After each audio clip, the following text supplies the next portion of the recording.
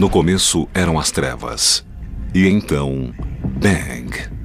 Nasceu um sistema que se expande infinitamente, feito de tempo, espaço e matéria. Agora vá mais longe do que jamais imaginou, além dos limites de nossa existência, em um lugar chamado o Universo. O Sol teria uma companheira mortal que ameaça a vida em nosso planeta?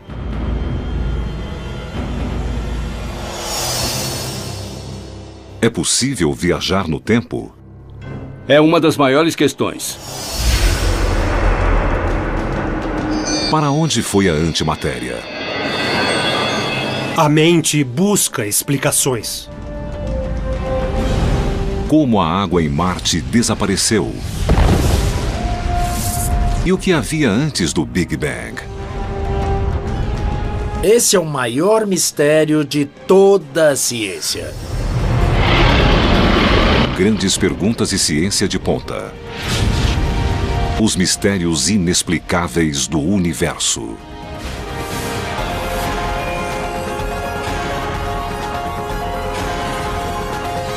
Universo. Mistérios inexplicáveis.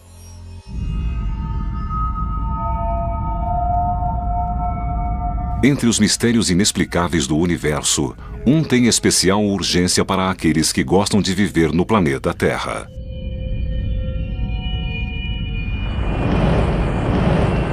Os habitantes da Terra teriam uma data marcada para a extinção uma vez a cada 26 milhões de anos? E se for assim, o que causa essa destrutiva chuva periódica? Haverá uma enorme explosão. Tudo, num raio de milhares de quilômetros, perecerá. Haverá ondas gigantescas de um tsunami. Um calor enorme.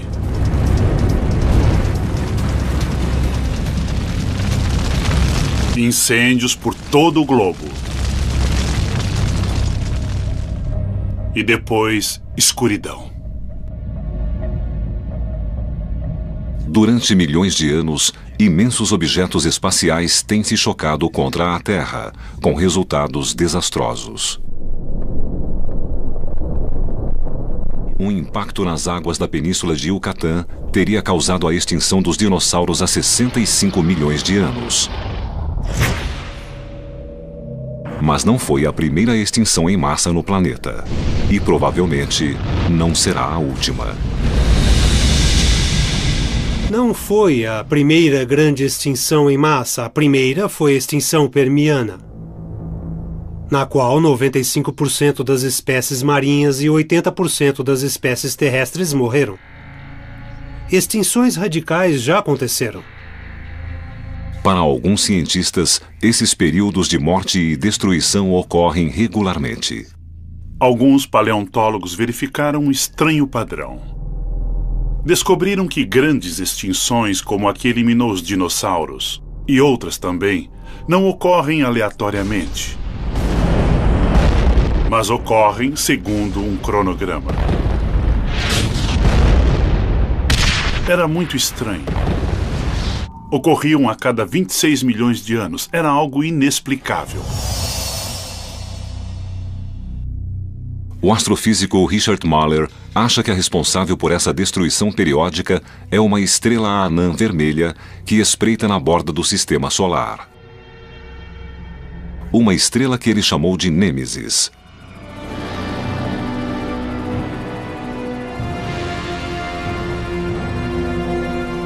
Segundo sua teoria, Nêmesis é uma companheira desconhecida do Sol.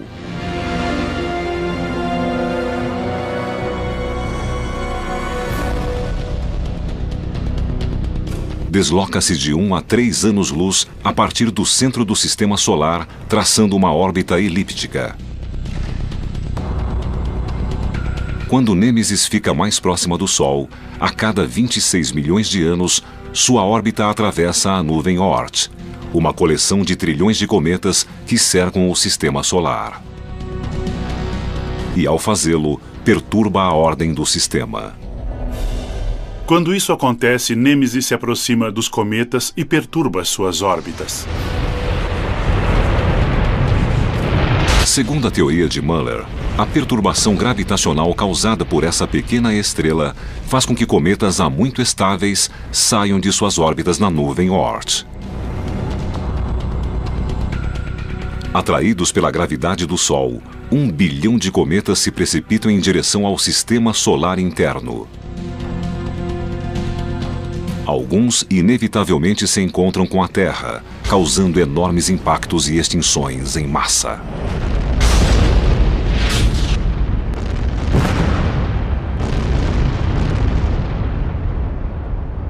A ideia de que o Sol tem uma estrela mortal como companheira é controvertida.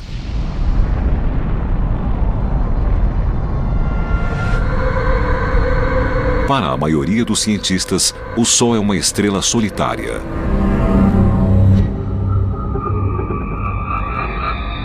Mas no universo, estrelas em duplas ou até em trios agrupadas pela gravidade são a norma.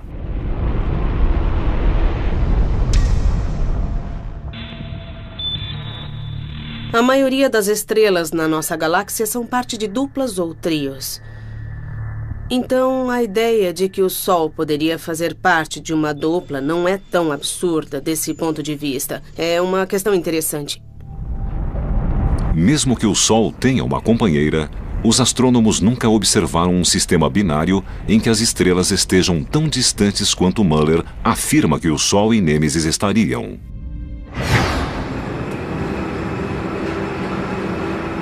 Muller precisava provar que Nêmesis existia. Em 1997, a NASA lançou um projeto com o potencial de desvendar esse mistério. O Two Micron All-Sky Survey, ou TWO-MASS, usa 2 telescópios com radiação infravermelha para varrer o universo em busca de estrelas desconhecidas.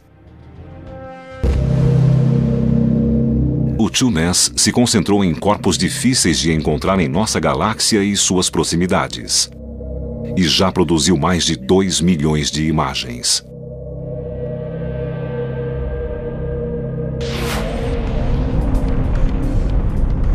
Se Nêmesis existisse, o TWO-MASS deveria tê-la detectado. Mas o projeto nunca encontrou algo que corresponda à descrição de Muller. Procuramos bastante pela estrela mortal por Nêmesis, mas não conseguimos encontrá-la. Mas Muller não está surpreso por o TWO-MASS não encontrar Nêmesis. A razão é que a uma distância de 1 ano-luz, que é a distância necessária para que tenha órbita de 26 milhões de anos, o movimento é mínimo e por isso não foi detectado por estudos que procuram estrelas. Outra possibilidade é que Nêmesis seja uma anã marrom. Essas estrelas fracassadas são bem menores que as anãs vermelhas. Como tem órbita muito elíptica, uma anã marrom permaneceria longe da Terra a maior parte do tempo e fora do alcance dos astrônomos. Se for assim, a Nêmesis terá escapado do radar do TWO-MASS. Richard Muller promete continuar procurando e planeja outro estudo, mais detalhado. Ele acredita que a descoberta da Nêmesis seja uma questão de tempo. Há muitas estrelas no universo, são milhões. É como encontrar uma agulha num palheiro, logo nós perceberemos. Da mesma forma, quando encontrarmos essa estrela, vamos medir sua órbita e provar que é Nêmesis.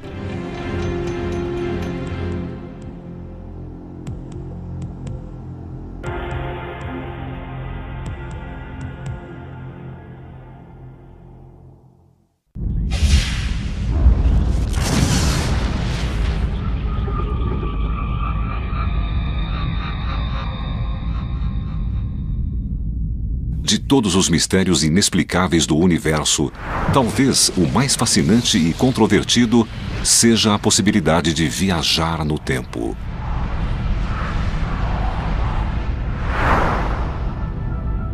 Podemos viajar para o passado, podemos alterar nosso destino. É uma das maiores questões.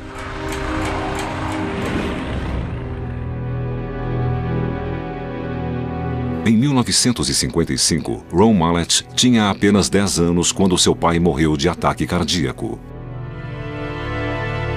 Abalado, o jovem Mallett ansiou por um modo de rever o pai e talvez salvar sua vida.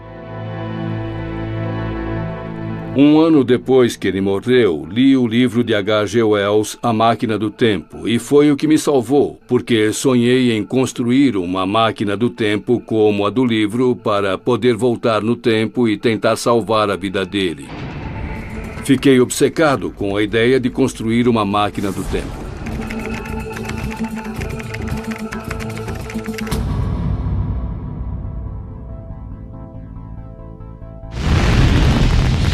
A Máquina do Tempo era uma obra de ficção, mas Mallett logo descobriu que a ciência explicava a misteriosa ideia de viajar no tempo. E a fonte era ninguém menos que Albert Einstein. Einstein teorizou que a distância e o tempo eram ligados. Imaginou o espaço e tempo como uma espécie de tecido ou lençol. Em sua teoria geral da relatividade, Einstein mostrou que um objeto volumoso, como um planeta, uma estrela ou um buraco negro, deforma o tecido do espaço e tempo. De fato, Einstein acreditava que a gravidade, a força que nos prende à Terra e a mantém em órbita em torno do Sol, é apenas um efeito dessa deformação. Para Mallett, essa ideia de que o universo pode se curvar tem implicações de longo alcance, porque se for possível gerar gravidade bastante para curvar o tempo formando um anel, talvez seja possível criar um túnel para se mover para frente e para trás no tempo. As teorias de Einstein alimentaram o sonho de Ron Mallett de aprender a construir sua própria máquina do tempo. Mas a viagem no tempo não era um assunto que os cientistas sérios estudavam abertamente. Na verdade, eu usei uma desculpa que funcionou. Eu estudava buracos negros porque eles me permitiam entender como a teoria de Einstein afetava o tempo. Era uma ideia maluca, mas era considerada legítima. E eu construí minha carreira estudando isso e empregando a teoria geral da relatividade de Einstein. Os buracos negros, os imensos vestígios de estrelas colapsadas, possuem incomparável poder gravitacional de distorcer o espaço e tempo. Exatamente o que Mallett queria fazer. Mas, como ele podia criar no laboratório algo tão carregado de matéria a ponto de distorcer o espaço e tempo? Mallett voltou a buscar inspiração em Einstein e sua mais famosa equação, energia igual mc2, que mostrava que matéria e energia eram formas diferentes da mesma coisa. Segundo a teoria de Einstein, a luz, que é energia, deve ser capaz de distorcer o espaço e tempo tal como um objeto volumoso. Estamos acostumados à ideia de que a gravidade é criada pela matéria. Mas, na teoria de Einstein, a luz pode gerar gravidade. E é nisso que meu trabalho se baseia. Ou seja, se a gravidade pode afetar o tempo e a luz pode gerar gravidade, a luz pode afetar o tempo.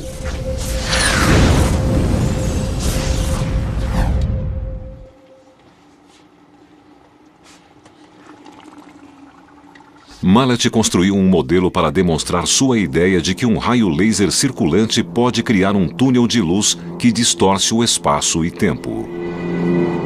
Tem 4 raios laser que se cruzam. A região dentro daquela coluna de luz representa a região em que o espaço é deformado. E, afinal, o tempo também seria deformado por essa coluna de luz.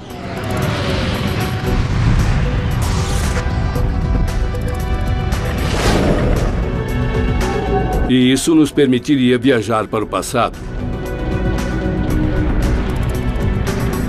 O primeiro viajante do tempo precisará ser bem menor que um ser humano, uma partícula subatômica como um nêutron. Estamos tentando mandar não seres humanos, mas partículas subatômicas e informações. E este é um grande salto, porque se conseguirmos enviar informações para o passado, isso nos permitirá saber sobre desastres futuros e assim evitá-los.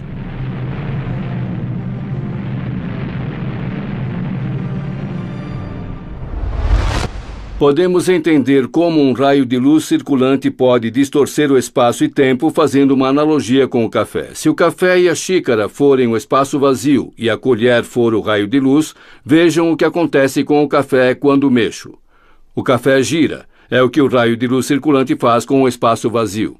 Podemos ver o efeito no caso do café colocando um grão de café. Quando giro o café, o grão de café também gira.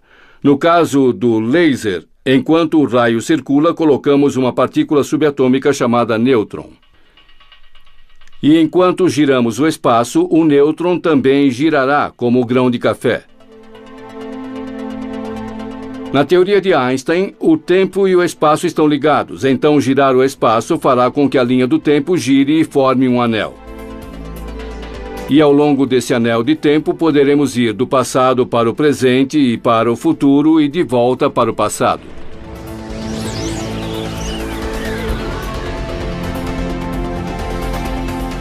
As máquinas do tempo da ficção científica permitem viagens ilimitadas ao passado e ao futuro.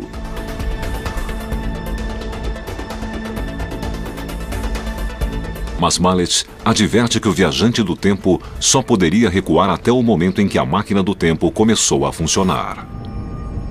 Se eu ligar a máquina hoje e a deixar ligada 100 anos, então alguém daqui a 100 anos poderá recuar 75, 50, 25 anos até o momento em que liguei a máquina, mas não poderá recuar para antes disso, porque antes a máquina não existia e é a máquina que cria o efeito, então não há nada que possa materializar a viagem no tempo. Essa limitação significa que a máquina do tempo não daria a Mallet a possibilidade de voltar a 1955 e salvar a vida de seu pai. Para isso, seria preciso uma tecnologia de outro mundo. Teoricamente, uma civilização alienígena avançada pode ter uma máquina do tempo que foi ligada há milhares de anos. Talvez possamos usar a viagem no tempo deles e visitar nosso passado distante, porque se eles desenvolveram a viagem no tempo há, digamos, 10 mil anos, a limitação será essa. Mas se a encontrarmos, poderemos usá-la e talvez algum dia possamos visitar o Egito e o mundo antigo. Por enquanto, Mallet se dedica a construir a sua máquina do tempo. Um projeto que consumirá $250 milhões só em gastos iniciais. O dinheiro é apenas um obstáculo encontrado por qualquer físico que se atreva a estudar a viagem no tempo. Também há certos paradoxos que tornariam a viagem no tempo impossível, como o famoso paradoxo do avô. Imagine que você volta no tempo e mata seu próprio avô antes que ele conhecesse sua avó. Sendo assim, você não poderia ter nascido e muito menos voltado no tempo. Então esse anel é um misto de possível e impossível. Pode e não pode acontecer. Mas Mallet acha que avanços recentes na física teórica sugerem que esses paradoxos não são um problema. Muitos físicos hoje acreditam que nosso universo é apenas um entre vários universos paralelos. Então, se ao voltarmos no tempo entramos num universo paralelo, podemos alterar eventos sem afetar o universo de onde viemos. Achamos que o Rio do Tempo pode ter redemoinhos. Ou seja, você pode ser capaz de voltar e conhecer seus pais antes de nascer, ou então bifurcar em 2 rios e assim alterar o passado e criar um universo alternativo. Todas essas teorias estão na vanguarda da física moderna hoje. Mallet acredita que os seres humanos podem estar a apenas um século da viagem no tempo. será tarde demais para ele voltar no tempo para salvar Gostou? o pai. Muito. Ótimo. É um prazer conhecê-lo. Muito obrigado. Sabemos que o espaço está girando. Mas sua perda abriu a porta de um novo mundo para as gerações futuras. Desenvolvi uma equação básica. Isso me levou a compartilhar algo com o mundo, o que eu não teria feito de outro modo. E acho que é uma homenagem adequada ao meu pai eu ter podido fazer isso. Sinto-me muito bem assim.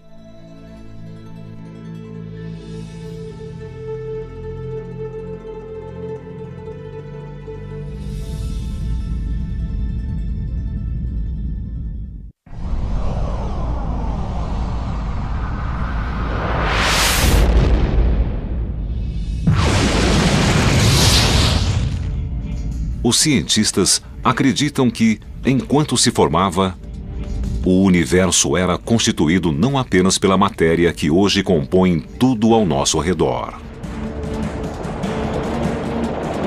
Acham que continha uma quantidade quase igual de antimatéria, o oposto da matéria.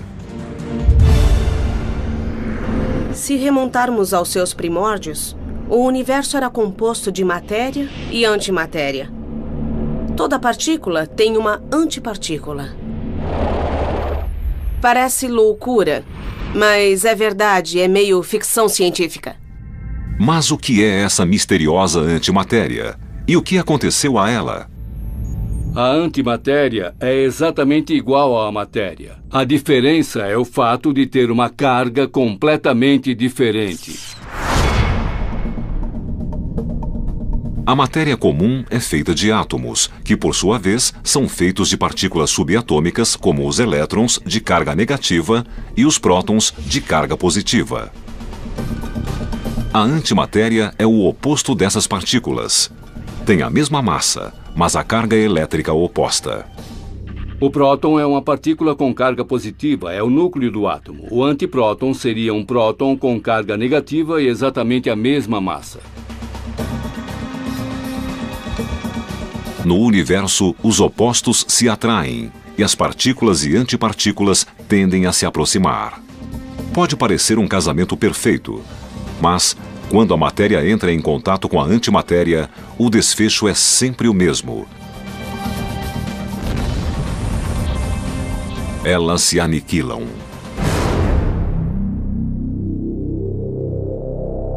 Imagine duas espaçonaves avançando pelo espaço em rota de colisão. Uma é feita de matéria normal. A outra é uma nave de antimatéria feita por uma civilização alienígena. O impacto seria espetacular e não restaria nenhum escombro para os investigadores examinarem.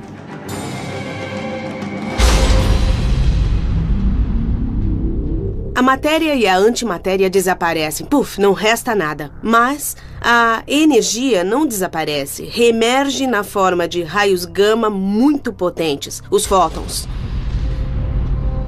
E a quantidade de energia contida em um pequeno volume de massa é espantosa. Se você combinar a matéria com a antimatéria, é algo explosivo. De fato, é uma das maiores fontes de energia do universo, essa colisão da matéria com a antimatéria. Então, se eu fosse você, não guardaria antimatéria no bolso, não seria bom para você.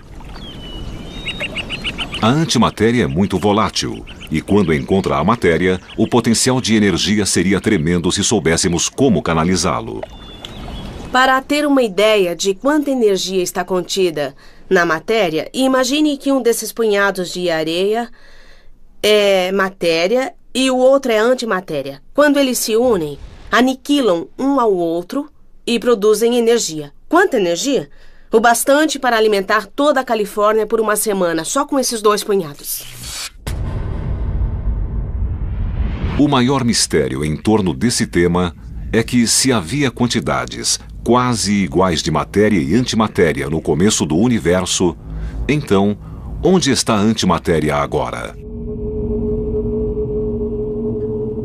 Um dos grandes mistérios do universo é o que aconteceu com o nosso oposto, a antimatéria. Por toda parte que olhemos no espaço, só vemos matéria e não antimatéria. Só há uma pequena quantidade de antimatéria no centro da galáxia da Via Láctea.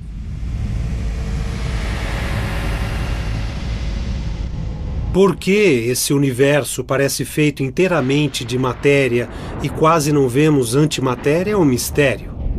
Acho que nunca será explicado, mas a mente busca uma explicação.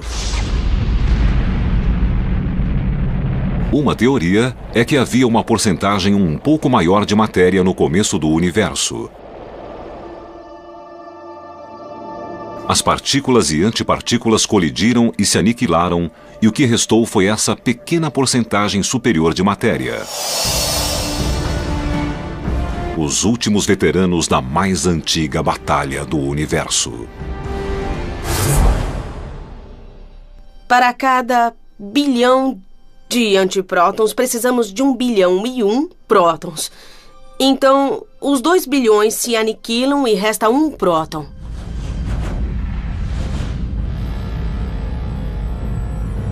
E o que resta somos nós. Nós somos o resíduo, somos o resto dessa explosão titânica de energia causada pela colisão entre matéria e antimatéria num instante do tempo.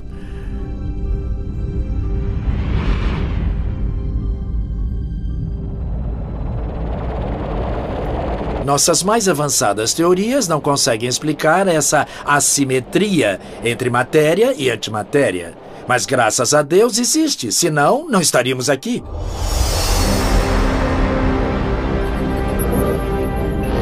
A matéria prevaleceu e constituiu tudo o que vemos ao nosso redor. Mas existiriam regiões ou galáxias distantes onde a antimatéria ainda reinaria soberana? Pode haver galáxias que são 99% antimatéria, assim como esta é de matéria. E se uma galáxia de antimatéria encontrasse uma de matéria, ambas se aniquilariam num magnífico instante de luz e energia. No entanto, os cientistas aprenderam a criar minúsculas porções de antimatéria em aceleradores para fins médicos.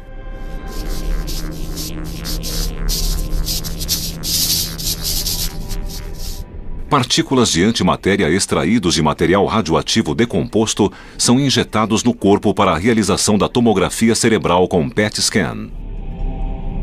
Muitas pessoas não sabem que quando vão ao hospital e fazem um PET scan, na verdade recebem uma fonte de antimatéria. O P de PET significa pósitrons e os pósitrons são antielétrons. Vai para a parte do corpo que é investigada. E quando os pósitrons emitidos encontram um elétron rapidamente, eles se aniquilam e os raios gama são emitidos no corpo e detectados. Concentra-se nas partes do cérebro onde há atividade mental. Então, podemos detectar a emissão de radiação de pósitrons. Isso nos permite obter maravilhosas fotografias da mente racional, possibilitadas pela antimatéria. A antimatéria ajudou a desvendar os segredos da mente humana, mas a mente humana ainda precisa desvendar todos os segredos da antimatéria. Não sabemos por que o universo é feito de matéria agora. Mas estamos nos aproximando de responder essa pergunta. Sabe, um passo de cada vez. Como outros mistérios nesse universo sempre em mutação, toda a verdade sobre a antimatéria ainda permanece no domínio do inexplicável.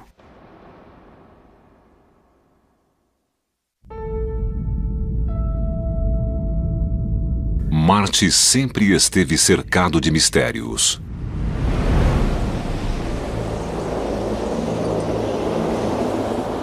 Mas o mais intrigante deles não tem nada a ver com invasores alienígenas.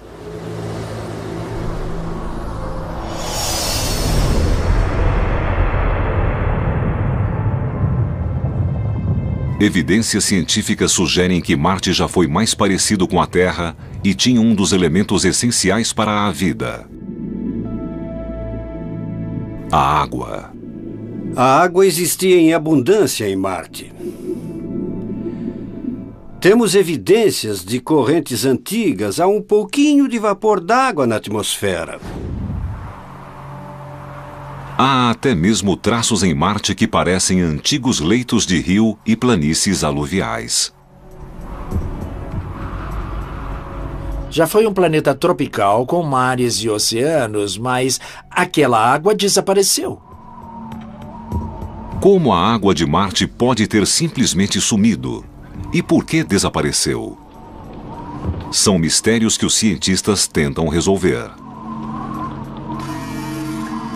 Evidências geológicas colhidas por sondas e satélites em Marte sugerem que há 3,5 bilhões de anos sua superfície mudou drasticamente. O planeta, outrora temperado, tornou-se um lugar frio e seco, e a água desapareceu. Mas saber quando a água se extinguiu não significa saber para onde foi e por quê. A água de Marte desapareceu há muito, muito tempo atrás. Estou falando de bilhões de anos, e as pistas que nos indicariam para onde foi há muito se perderam.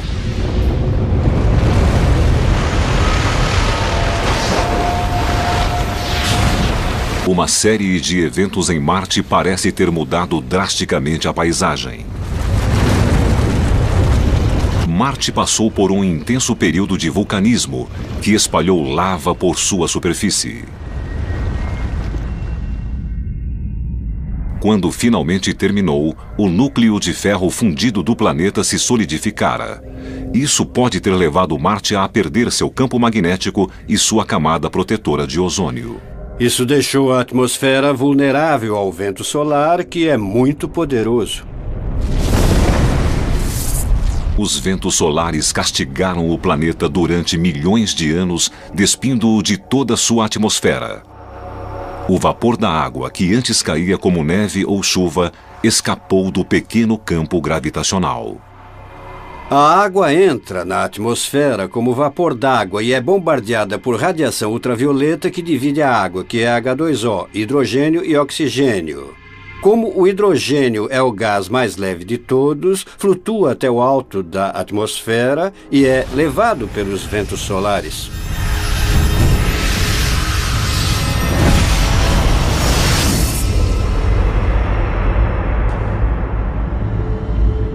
Outra teoria para o desaparecimento da água de Marte envolve uma ameaça exterior ao planeta.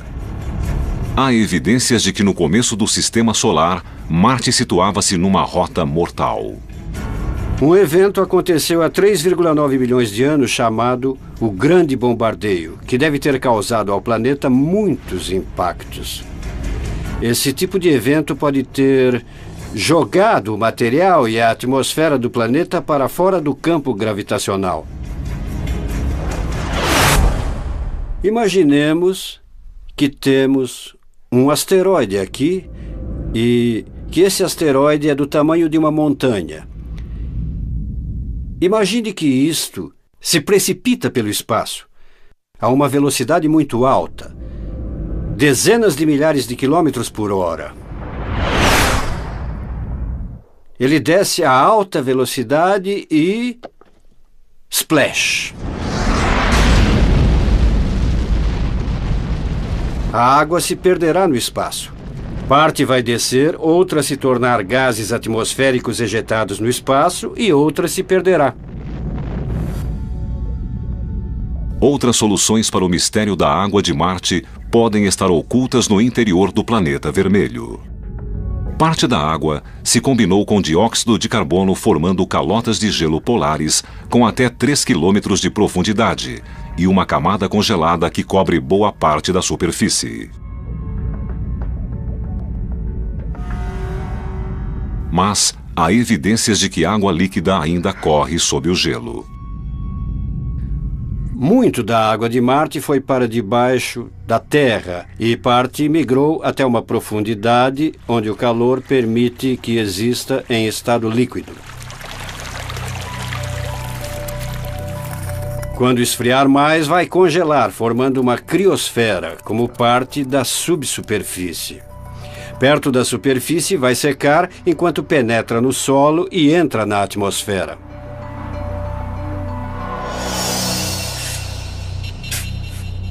Peter Smith, cientista da Universidade do Arizona, está ansioso por resolver o mistério da água de Marte. Muito bem. Estou cavando uma vala aqui para mostrar o que acontece quando chegamos abaixo da superfície e descemos só uns 30 centímetros, porque isso é semelhante ao que faremos em Marte. Smith é o principal investigador na missão Phoenix, da NASA. Trata-se de uma sonda robótica com uma simples meta: pousar em Marte e procurar água. O que aconteceu com a água pode ter virado gelo subterrâneo ou lençóis aquíferos. É o que tentamos saber hoje usando radares para penetrar a superfície e tentar localizar esses reservatórios de água. Segundo Smith, Wilcox Playa, no Arizona, reflete o que os cientistas encontrarão quando a Phoenix raspar a superfície vermelha de Marte. A superfície está árida, salgada e seca, mas a 15 centímetros da superfície há um reservatório argiloso de água e todo um ecossistema que vive nesse solo argiloso e molhado. Quando chove, ele sobe à superfície. Então vemos surgir poças com artêmias, pequenos crustáceos que estavam no solo.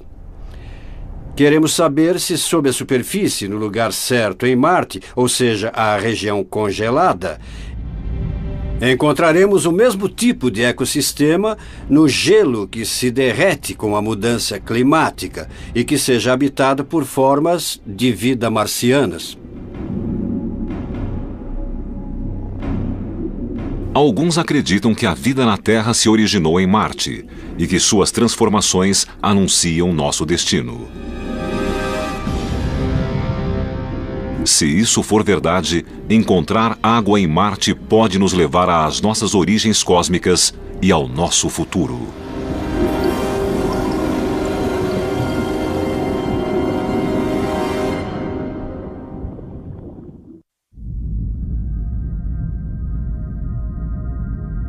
Quando o assunto é o universo, o que sabemos só é ultrapassado pelo que ainda nos resta saber. E dentre todos os mistérios inexplicáveis, um continua sendo o maior de todos. Havia algo antes do Big Bang? Ou este foi realmente o começo de tudo? E se foi, o que o desencadeou? Esse é o maior mistério de toda a ciência. O que deu início à criação? A teoria do Big Bang tem essa enorme lacuna. Não temos ideia. Não temos ideia do que deu início ao Big Bang.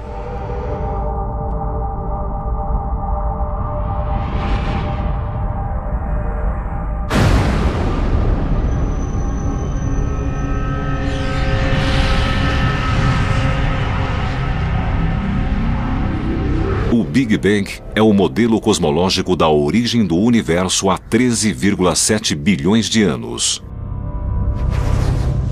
Tudo no universo remontaria a esse momento. Parece haver um ponto misterioso na nossa origem, a chamada singularidade. E mesmo sendo misterioso e tendo muitas questões em aberto, parece ser um bom ponto de partida para a nossa cronologia. Mas nossos instrumentos científicos não alcançam o período anterior ao Big Bang, se é que esse período existiu. A singularidade é como um horizonte, além do qual não conseguimos enxergar. Na criação, o tempo foi gerado junto com o espaço e a matéria. E o Big Bang marca o instante desse evento. Então, é impossível saber o que aconteceu antes de sua criação. Ainda assim, A questão do que havia antes do Big Bang intriga as melhores mentes da astrofísica.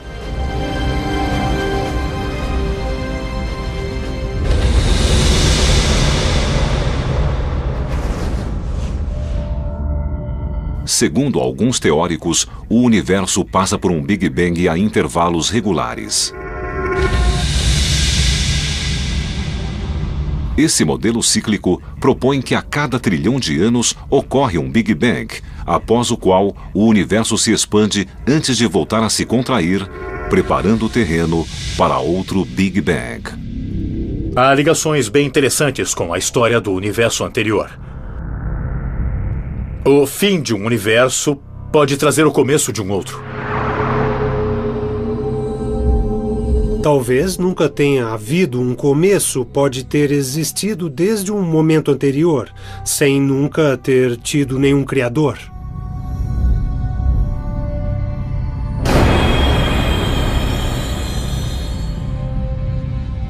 Mas podemos estar mais próximos de uma explicação do que imaginamos.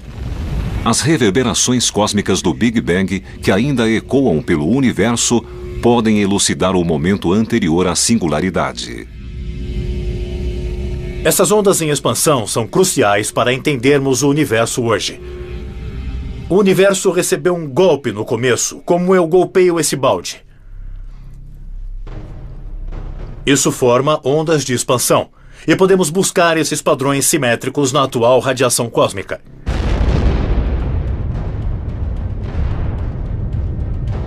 Então enviamos satélites, observamos a radiação e as ondas simétricas em expansão.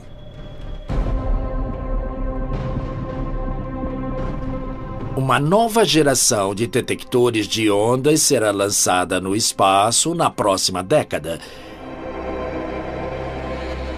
Serão interligados por raios lasers. Cada onda de choque, desde o momento da criação, fará vibrar esses raios laser e poderemos registrar as vibrações causadas pelo próprio Big Bang. Por isso, estou seguro de que conseguiremos estudar não só o Big Bang, mas também a era pré-Big Bang nas próximas décadas. Os raios laser também detectarão fontes de energia inflacionária com o fim de determinar o mecanismo que criou o Big Bang.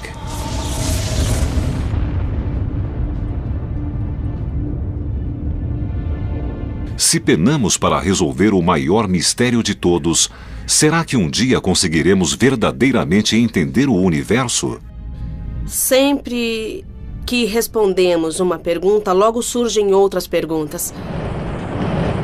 Avançamos, resolvemos mistérios, mas sempre haverá outros.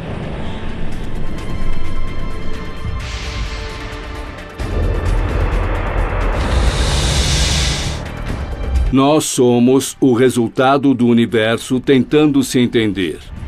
É assim que vejo nosso lugar no universo. Isso torna difícil entendê-lo, mas mesmo assim é possível.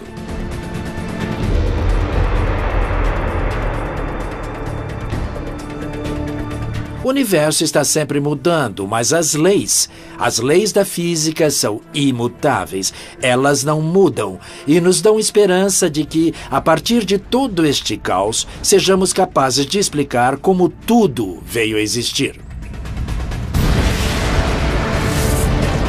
Em nosso universo sempre em mutação, os mistérios inexplicáveis continuarão a nos escapar. Mas estamos chegando cada vez mais perto de desvendar os segredos mais profundos, as chaves que abrirão as portas do nosso passado e os caminhos do nosso futuro.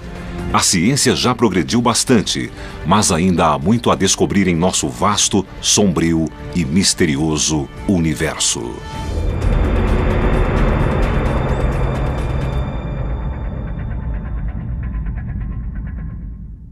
Morriam a cada 26 milhões de anos. Era algo inexplicável. O astrofísico Richard Mahler acha que a responsável por essa destruição periódica é uma estrela anã vermelha que espreita na borda do sistema solar. Uma estrela que ele chamou de Nêmesis.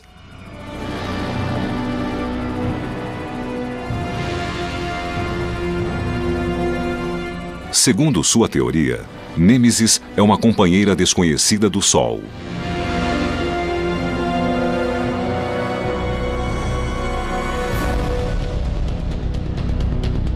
Desloca-se de 1 a 3 anos-luz a partir do centro do Sistema Solar, traçando uma órbita elíptica. Quando Nêmesis fica mais próxima do Sol, a cada 26 milhões de anos, sua órbita atravessa a nuvem Oort, uma coleção de trilhões de cometas que cercam o Sistema Solar. E, ao fazê-lo, perturba a ordem do sistema. Quando isso acontece, Nêmesis se aproxima dos cometas e perturba suas órbitas. Universo. Mistérios inexplicáveis.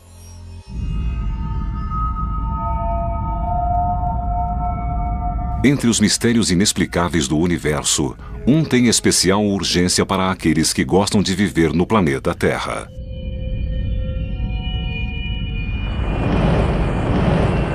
Os habitantes da Terra teriam uma data marcada para a extinção uma vez a cada 26 milhões de anos? E se for assim, o que causa essa destrutiva chuva periódica? Haverá uma enorme explosão. Tudo, num raio de milhares de quilômetros, perecerá.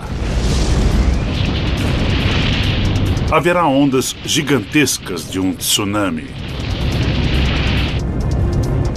Um calor enorme.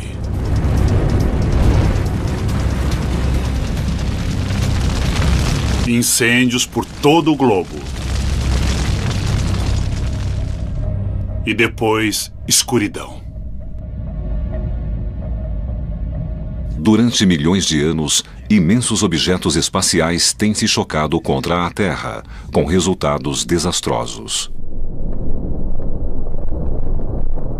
Um impacto nas águas da península de Yucatán teria causado a extinção dos dinossauros há 65 milhões de anos.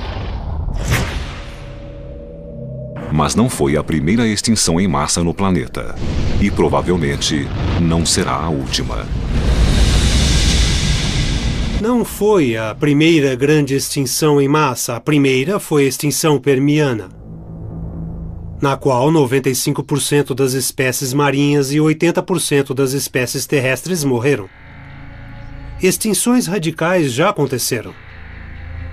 Para alguns cientistas, esses períodos de morte e destruição ocorrem regularmente.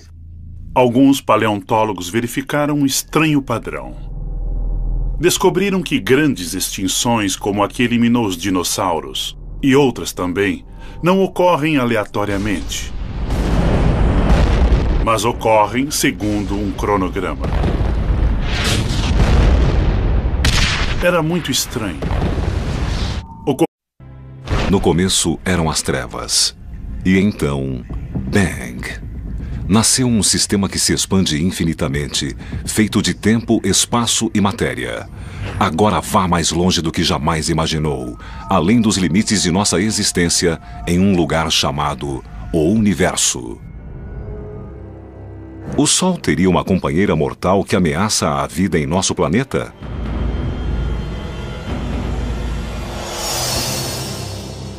É possível viajar no tempo?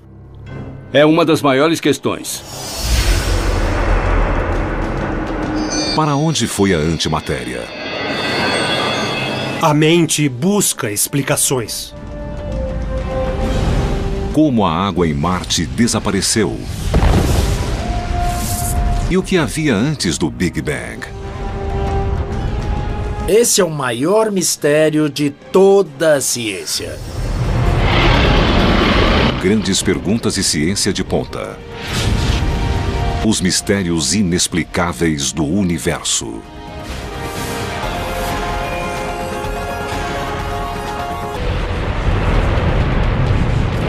Segundo a teoria de Muller, a perturbação gravitacional causada por essa pequena estrela faz com que cometas há muito estáveis saiam de suas órbitas na nuvem Oort.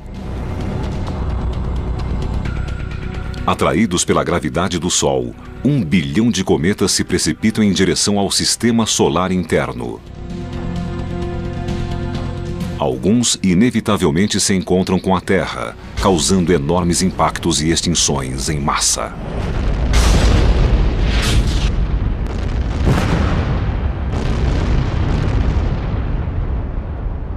A ideia de que o Sol tem uma estrela mortal como companheira é controvertida.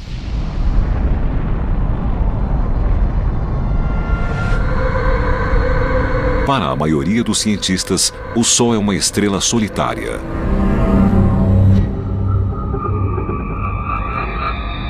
Mas no universo, estrelas em duplas ou até em trios agrupadas pela gravidade são a norma.